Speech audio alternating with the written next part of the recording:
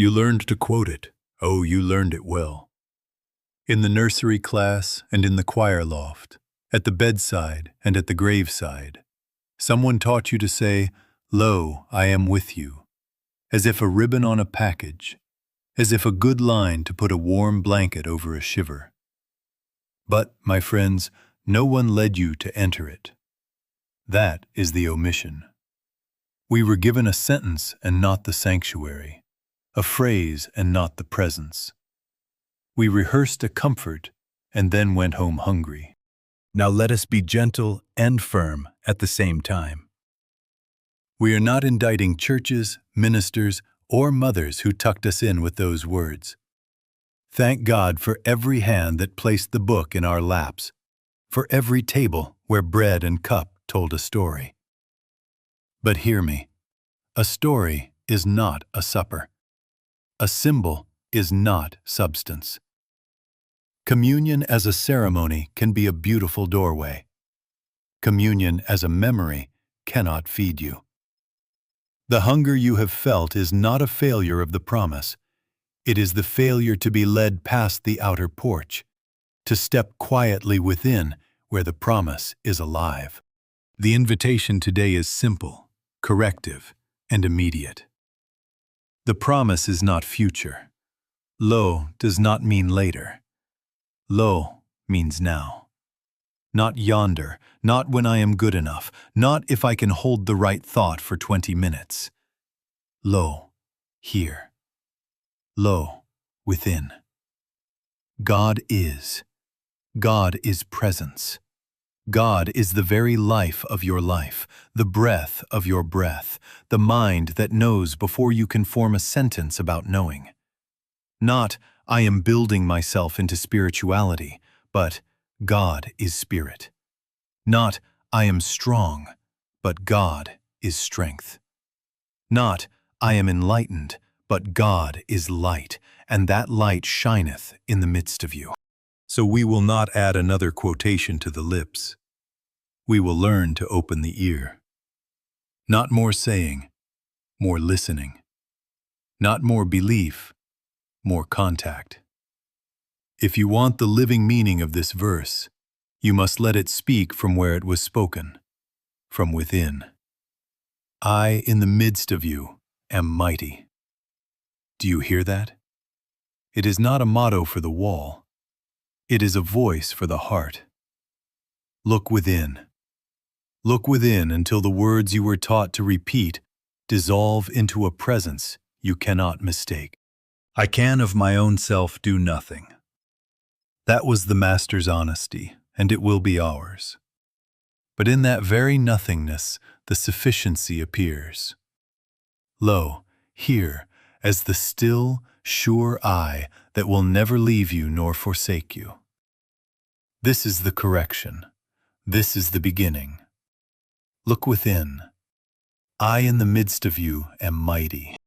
The greatest difficulty you are going to have, because it is the greatest difficulty I have had, is this. We confuse spiritual principle with its outward form.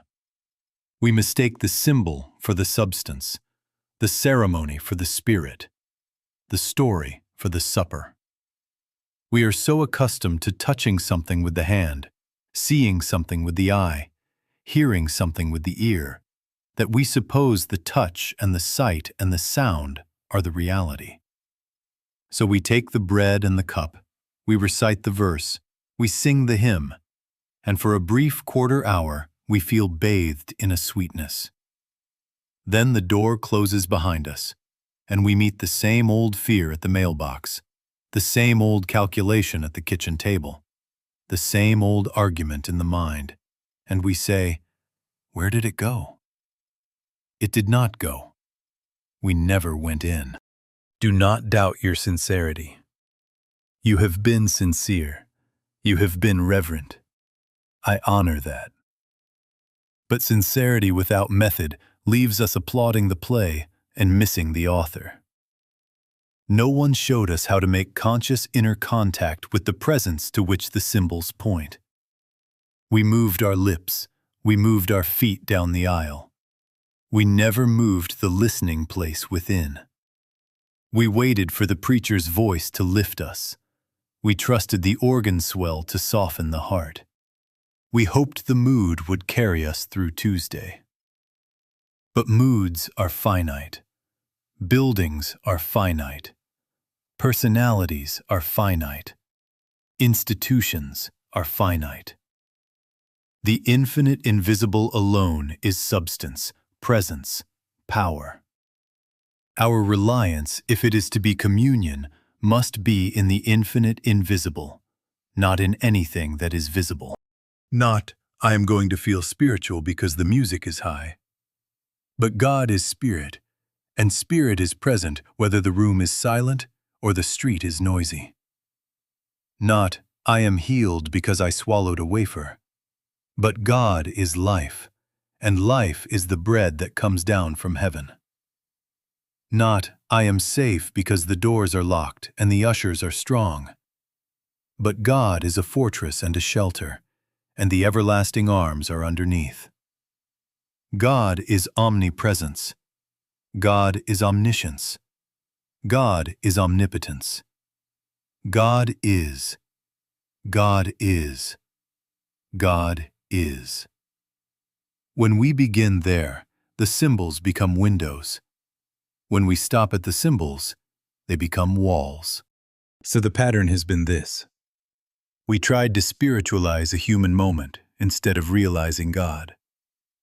We tried to add a glow to a person named me instead of discovering the I that says, I will never leave you nor forsake you. We tried to hold a thought. We did not learn to be still and let the thought hold us. And if the presence is real, and it is real, it will not be found in the cup or the page or the platform. It will be discovered where presence is, in the sanctuary of awareness, in the quiet center where the gentle voice whispers, Lo, here. I, in the midst of you, am mighty. Turn there, and the memory becomes a meeting. Turn there, and the outer sign yields to inner substance. Turn there, and communion ceases to be an event and begins to be your life. We must be honest enough to hear this correction without flinching. For years we have gone about saying, I am spiritual, I am harmonious, I am perfect, while at the very same moment adjusting our eyeglasses to read the bill and asking the practitioner for help to meet it. If you are already perfect, what are you doing seeking healing? If you are already harmonious, why the fear of Tuesday's appointment? If you are someone who can, of your own self, do everything, why call the office for prayer? Do you see the contradiction? There is a human I talking big while trembling, an I polishing its halo while consulting the calendar for a little protection, a little guidance, a little supply. That I is the one the Master refused. I can of mine own self do nothing. He did not decorate that I. He dissolved it in the allness of God. So instead of this I am business, we change our treatment to God is. God is life, unbounded, deathless, effortless being. God is spirit, unconfined by walls, beyond moods, present whether it is Sunday morning or Thursday in the traffic. God is omnipresence, where you are, here, now. God is omniscience, the mind that knows before a thought is formed. God is omnipotence, the only power, not competing with another power, but being all power. Not I am wealthy, but rather the earth is the Lord's and the fullness thereof. Not I am well, but God is life, and life is the animating substance of my being. Not I am protected, but God is a fortress and a shelter. Underneath are the everlasting arms. God is. God is. God is. Why does this matter for communion? Because the human ego tries to have presence, tries to pull God like a blanket around a frightened persona and say, "I've got it now." But presence cannot be had. Presence is. We do not summon the sun, we open the blinds. We do not strengthen the river, we lower the bucket. Communion is not a human thought reaching for divinity. It is the yielding of that thought, so that divinity may announce itself. We stop trying to push a person named me into spirituality, and we begin to realize what God is, present, infinite, and here. Then the words cease striving, and the silence begins to speak. This is the language that opens the door. When God is no longer a slogan, but your inner atmosphere. The promise, "Lo, I am with you," changes its place. It is not outside to be borrowed in emergencies. It is the indwelling I voicing itself now. I in the midst of you am mighty. Rest in that. Let the infinite invisible bear witness to itself. Do not assert, consent. Do not hold a thought, be held by the thought. As this shift takes place, you will find that the verse you quoted becomes a presence you feel, and the ceremony you attended becomes a life you live. Now let me show you why, in spite of your sincerity, and even after correcting your language, you sometimes sit at the altar and feel nothing. Or you feel a mist of sweetness that vanishes before you reach the parking lot. It is not that God is absent. God is omnipresence. God is the life of your life. God is the mind of your mind. The absence you feel is a suggestion, a hypnotism, a white poodle prancing up the aisle of your thought and stealing the show. There is no white poodle in the sanctuary, but under suggestion the man swears he sees it, hears it, fears it, strokes it, feeds it, then wonders why he cannot hear the still small voice. You know this story. A hypnotist says, "There is a white poodle at your feet," and instantly the man is rearranging his chair to make room for what is not there. That is how the mind behaves with guilt, with unworthiness, with grievance, with fear of tomorrow. It says, "There is your sin, there is your lack, there is your sickness, there is your God-forsakenness." And you, trying to be reverent, carry your poodle to the altar and ask for communion. My dear ones, how can you hear when you are petting the poodle? How can you taste when your hands are full of something that never was? You cannot heal an illusion by wrestling it. You do not need a stronger arm to choke a dream. You awaken. You withdraw belief. You look again and discover it was a rope, not a snake. It was two rails that only seemed to meet at the horizon. Step upon them, and they are as far apart as ever. It was a shimmer on the desert that promised water. Bring a cup to it, and you gather sand. In the same way, this sense of separation from God is a mirage. You will not fix it by shouting at it. You will not overcome it by piling affirmations upon it. Be still and look through it.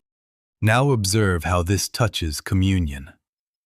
One comes to the table with a white poodle called, "I should have done better," or "They hurt me," or "What if the test comes back wrong?"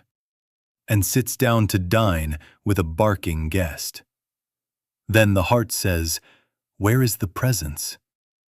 The presence is saying, "Lo, here." The hypnotic suggestion is saying, "Later, after you improve." Not later, now. Not after a struggle, in the quiet recognition that God is, and only God is. So the instruction becomes sweet and simple. Stop carrying the poodle. Do not decorate it with spiritual ribbons and call it a lesson. Do not argue with it in holy tones. Let the suggestion drop out of the mind the way a dream drops when you wake. Turn within, not to push, not to plead, but to consent. I in the midst of you am mighty. In your next moment at the altar, do not wrestle the appearance. Let the veil be a veil and watch it thin. Rest back into the infinite invisible that is already here, already what you are beholding when the eyes are clear. Then communion is not you reaching. It is presence revealing itself where you are. Now, having let the white poodle slip back into the nothingness from which it barked, listen, really listen to the promise you have quoted since childhood and rarely heard. Lo does not mean remember someday, somewhere. Lo is the tap on the shoulder of consciousness. Lo is the opening of the inner eye. Lo means now. Behold, here. Not after you improve. Not if the room grows quiet. Not when the right music swells. Here. Now.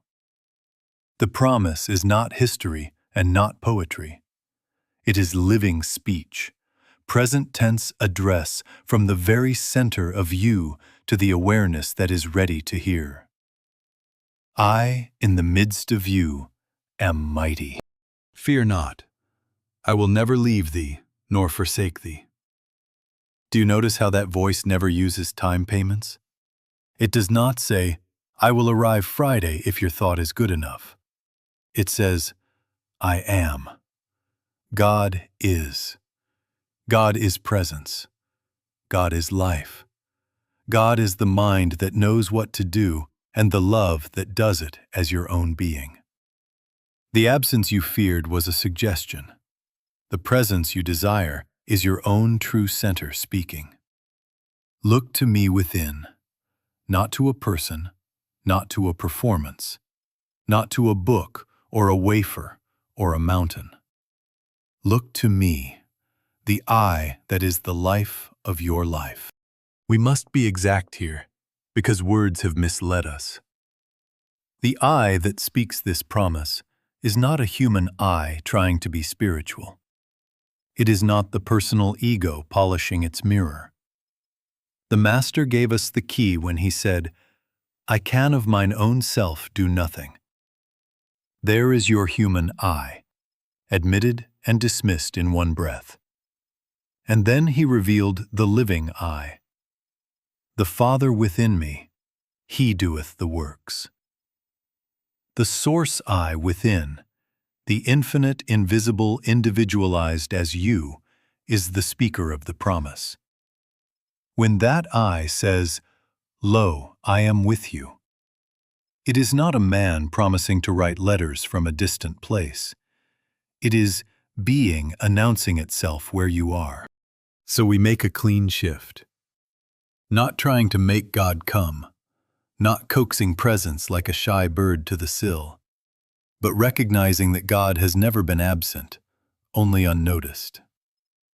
The sun does not come when you open the blinds.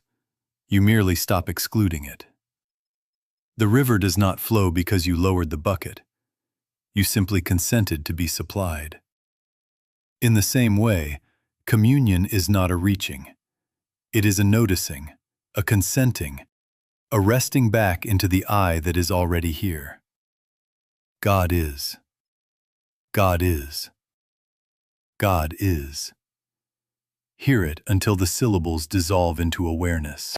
And now, my dear ones, we must be practical, or we will go home with a beautiful thought and no bread. If this promise is living speech, then there must be a simple, repeatable way to be present to it.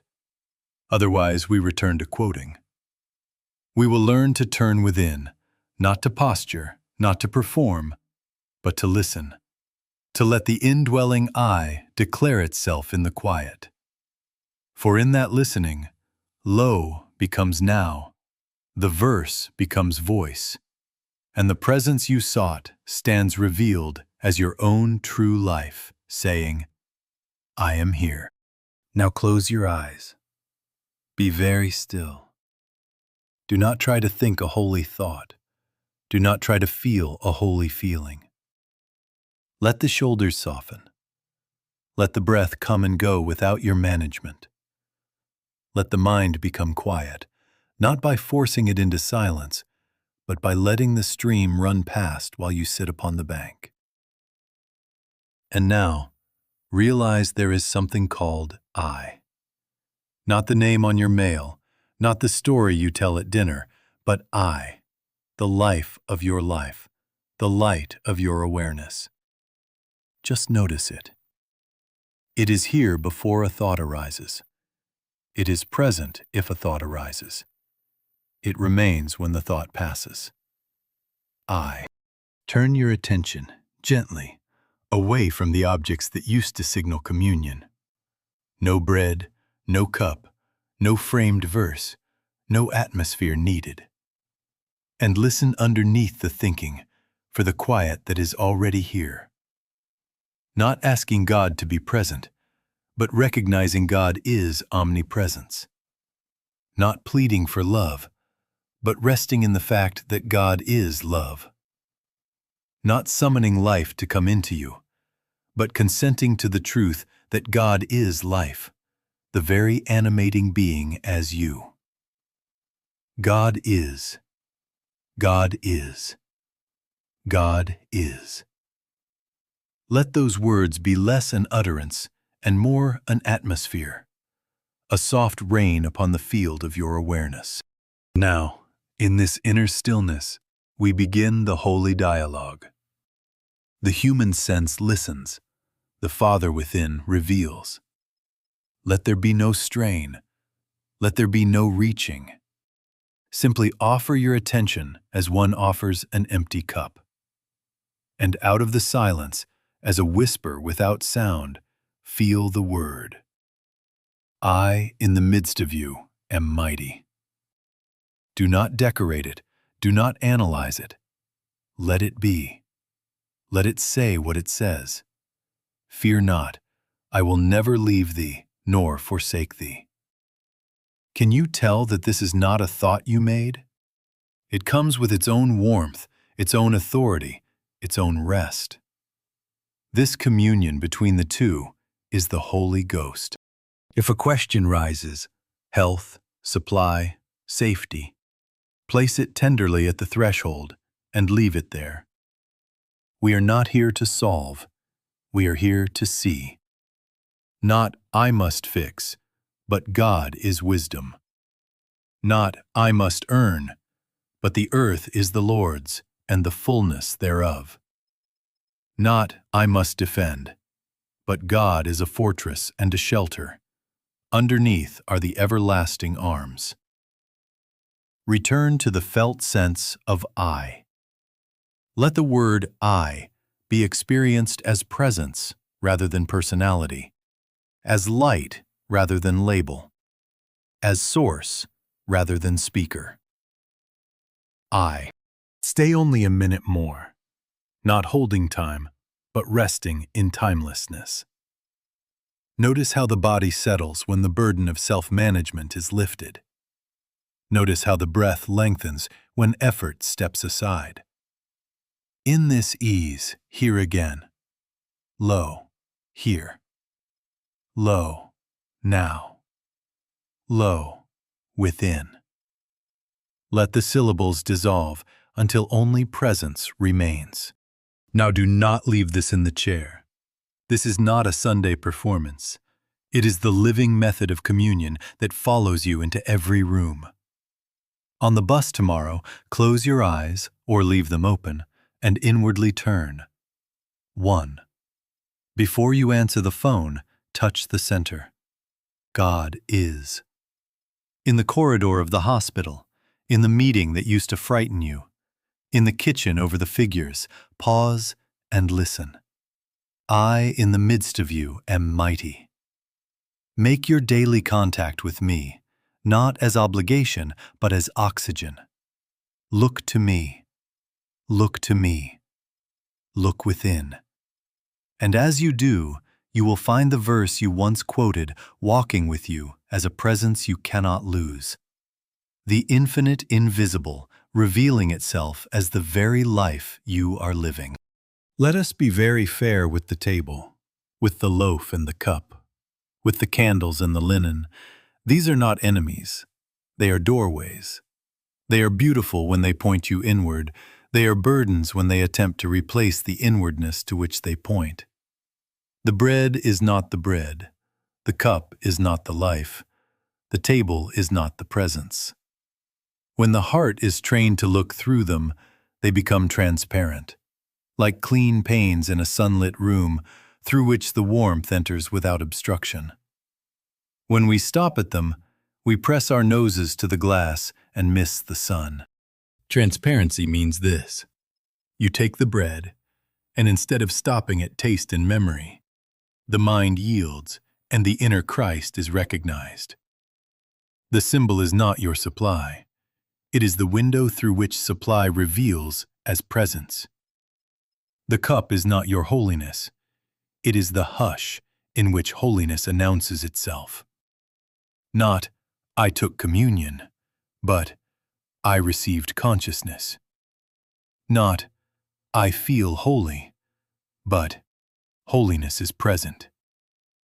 Not, I did my duty, but God is here. God is. God is life, the bread that feeds where hunger once chattered. God is spirit, the wine that gladdens where strain once tightened. God is love, the warmth that fills the room without discrimination or delay. How do you know when the symbols have yielded to substance? You find yourself under less strain. The compulsion to hold a thought softens, and a quiet assurance takes its seat. Fear begins to lose its immediate vote in your decisions. The self-judgment that once followed you like a stern usher loosens its grip, and tenderness arises.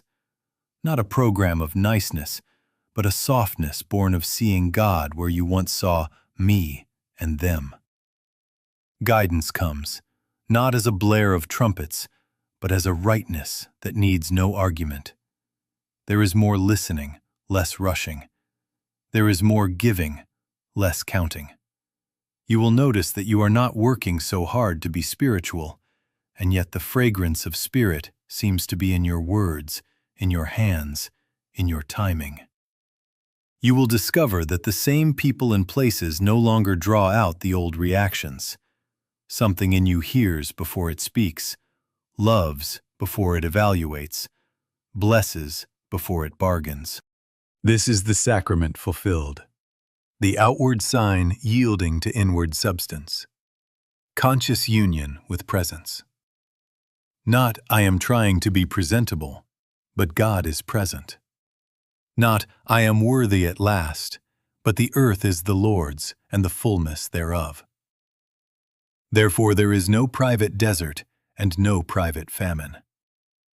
Not, I must keep myself safe, but God is a fortress and a shelter. Underneath are the everlasting arms. And if presence is truly with us, then presence must function where we live, not as a sentiment kept for Sundays, but as the law of our being. Protection where fear used to build its fences. Supply where lack used to count its pennies. Direction where confusion used to debate its maps. So take your bread and your cup, and let them be windows. Thank God for every rite that helped your eyes turn inward, and then go the one step further, through the pain, into the light. For the promise, "Lo, I am with you," is fulfilled not by remembering a meal, but by living from the substance that meal signified. And as we stand in that substance, we are ready for the next clarity.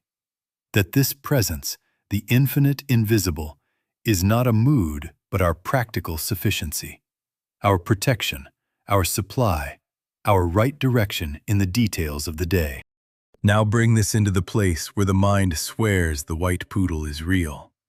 At the rent due date, in the hallway outside radiology, across the table where words have hardened between you and someone you love. under the glare of a judge's bench, with the radio muttering of war and shortages. It is precisely there that the promise either proves itself or remains a quotation. And it proves itself when you shift your reliance, not on locks and ledgers alone, not on personalities and policies alone, but on the infinite invisible, on the presence that is a fortress and a shelter within you. Our reliance, if it is to be spiritual, is in the infinite invisible, not in anything that is visible. Is the steel plate the protection? Or is the Word of God the protection? Is the extra hour of worry the supply? Or is the realized presence the source from which the forms of supply appear? Stand still and know. Stand still does not mean do nothing. It means first do the one thing that opens all other right things. Stand still and hear.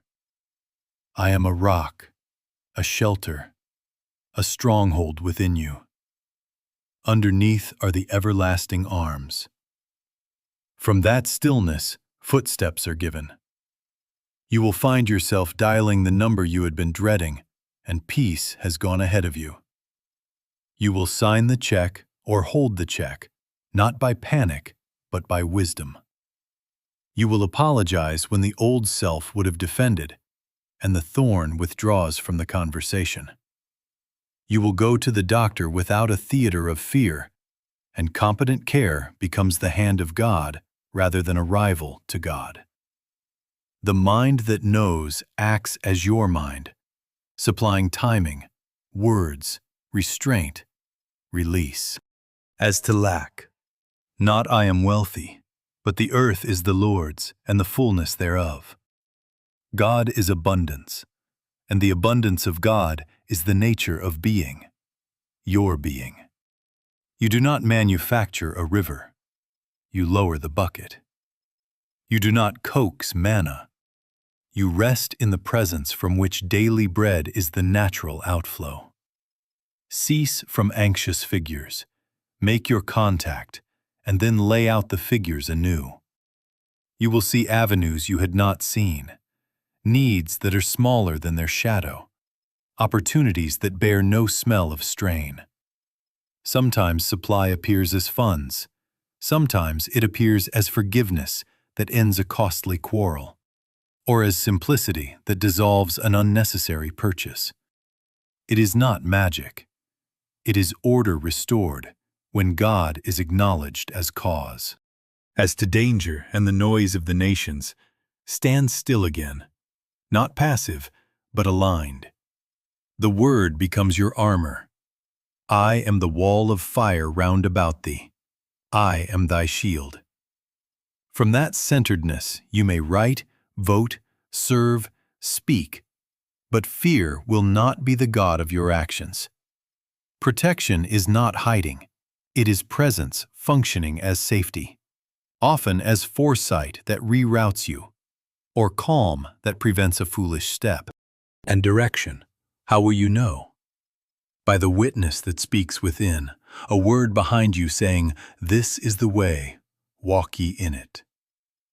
Peace becomes the umpire of your movement. In quietness and in confidence shall be your strength and your schedule. But there is one requirement left if this is to be your normal and not your emergency kit. Consistency. If you permit days to pass without inner contact, you will drift back to words and worry.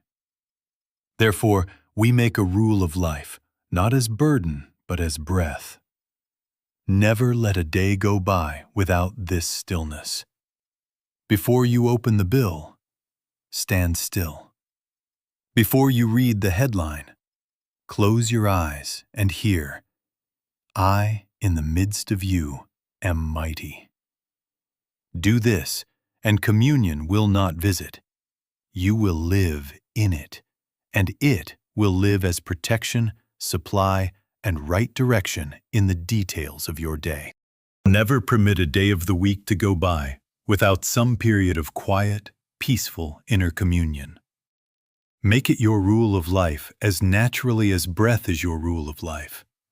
Not a burden, not a badge, but the sane rhythm of being. God is. God is presence. God is the life of your life. And because God is, you will find that this one rule steadies the hours, sweetens the speech, and places the feet in paths you could not have mapped by wit or worry. Begin simply. On waking, before the hand reaches for a device, before the mind collects yesterday's fragments, be still. 2 minutes will do. 5 if they are given you. Close the eyes and realize, God is. Not, I am going to meet God, but God is omnipresence here. I in the midst of you am mighty. Let the words be fewer than the awareness. Rest until you can feel even a grain of that inner hush, and carry on from that foundation. At midday, wherever you are, return to the one word, I, and let it be the presence, not the person. One breath, one inward turning. Say nothing outwardly, sense inwardly, I will never leave thee nor forsake thee.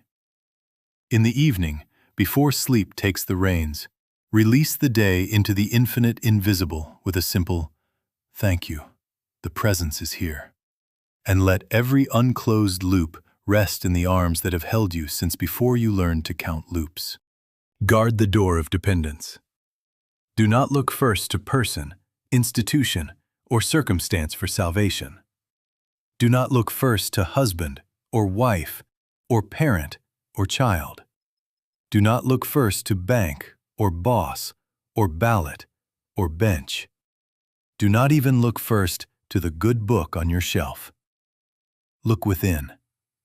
Listen. Let the first movement be stillness, and then let footsteps be given from that sanctuary. Not I must fix, but God is wisdom. Not I must arrange, but the earth is the Lord's and the fullness thereof. Not I must defend, but God is a fortress and a shelter. Underneath are the everlasting arms. In this way, you do not abandon the world. You anoint it by meeting it from the center. Notice what has happened to the arc of your soul. You began with a verse on your lips. You end with a presence in your chest. Gentle, intimate, dependable. What was a quotation becomes a quiet companion. What was memory becomes meeting. The bread and the cup turn transparent. The meeting and the inbox and the street corner become sacramental. Bring this rule into your next communion service, into your next meal, into your next crisis. Pause, turn, listen, and then speak or step. Do this tomorrow and the next day and the next, until the habit of inner contact has replaced the addiction to outer alarms, and occasional inspirations have grown into continuous communion. And now, let the living promise close this hour, as it will open your next. Lo, now, here, I am with you, unto the end of the world. Not as a sentence in a book, but as the felt fact of your being. Look to me. Look to me. Look within. Make your daily contact with me, and you will find that I, in the midst of you, am mighty, and that there is no end to this presence, and no place where it is not.